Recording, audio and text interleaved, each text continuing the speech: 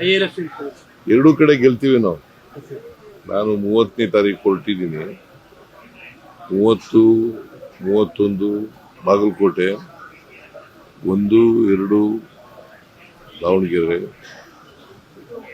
ಆಮೇಲೆ 2, 3 ಅಲ್ಲ 3, 4 ಮತ್ತೆ ಬಾಗಲಕೋಟೆ, 5ನೇ ತಾರೀಕು ಕೇರಳ, 6ನೇ ತಾರೀಕು ಐದರ್ ಬಾಗಲಕೋಟೆ ಆರ್ ದಾವಣಗೆರೆ. ಸರ್ 2.5 ವರ್ಷದ ಗೌರ್ಮೆಂಟ್ಗೆ ಜನ ಕೊಡೋ ವರ್ಡಿಕ್ಟ್ ಅಂತ ಈ ಬೈ ಎಲೆಕ್ಷನ್ ನಲ್ಲಿ ಸೋತ್ರಲ್ಲ 3 ಕಡೆ, ಅವ್ರದ್ದೇ 2 ಸ್ಥಾನಗಳು ಅವರವೇ.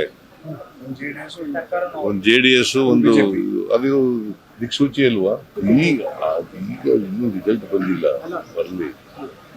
ಆ ದಿಕ್ಸೂಚಿ ಅಲ್ವಾ. ದಿಕ್ಸೂಚಿ ಏನಂತ ಆಯ್ತು?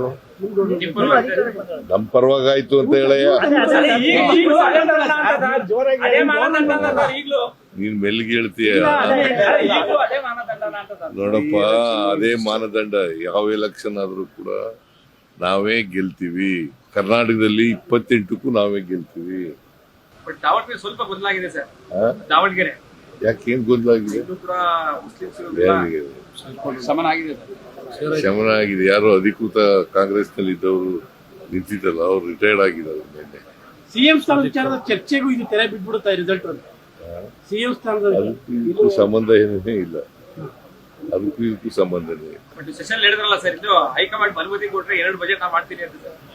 ಅನುಮತಿ ಕೊಟ್ಟಾಗ ಅನುಮತಿ ಕೊಟ್ಲಿ ನೋಡೋಣ. ಈಗ ನಮ್ದು ಹೈಕಮಾಂಡ್ ಪಾರ್ಟಿ ಏನ್ ಹೇಳ್ತದೆ, ಹೈಕಮಾಂಡ್ ಅವ್ರು ಏನ್ ಹೇಳ್ತಾರೆ ಕೇಳು. ಈ ಫಲಿತಾಂಶಕ್ಕೆ ಸಂಬಂಧ ಇರಲ್ಲ ಸರ್.